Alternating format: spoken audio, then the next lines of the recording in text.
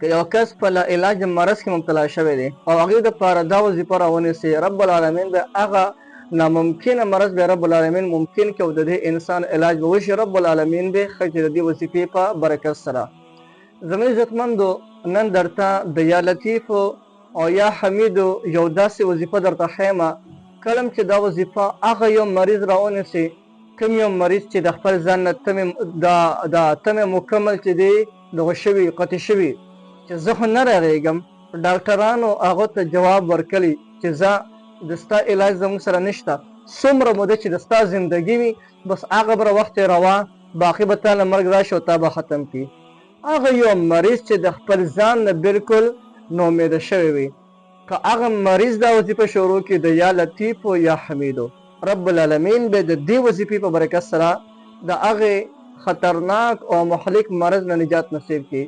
بعضې بیمارۍ داسې چې د هغې علاج قطعا نه کېږي، لکه چاته کینسر ولګېدو کېږي خو هغې باندې خرچه ډېره زیات راځي، لکه 50 لکه 55 لکه دغه خرچه پرې راځي. لکه چاته د وینې کینسر ولګېدو، بیا د هغوی دغه وینه دا چې کوم دی بدن یې پخپله سېځي، هره میاشت کې به ځان ته بیا وینه خېږي.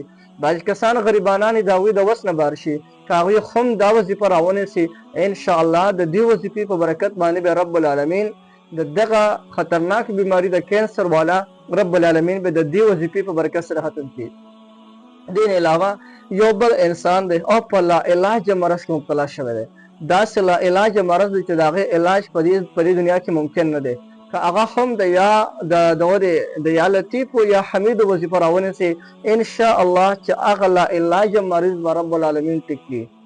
په دې کې رب العالمین یو ډېر لوی پاور ښودلی. نو راځئ محترمو، د دې وظیفې کولو طریقه درته ښیم. طریقه د وظیفې انتهایی اسانه ده.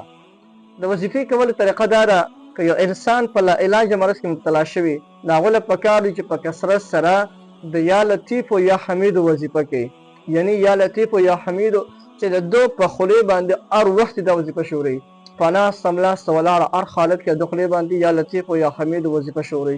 انشاءالله عن قریب زر تر زر به رب العالمین هغه لا علاج مرض د هغې نه به رب العالمین وساتي او هغه ناممکنه مرض به رب العالمین ممکن کړي او رب العالمین به هغو ته نجات ورکړي.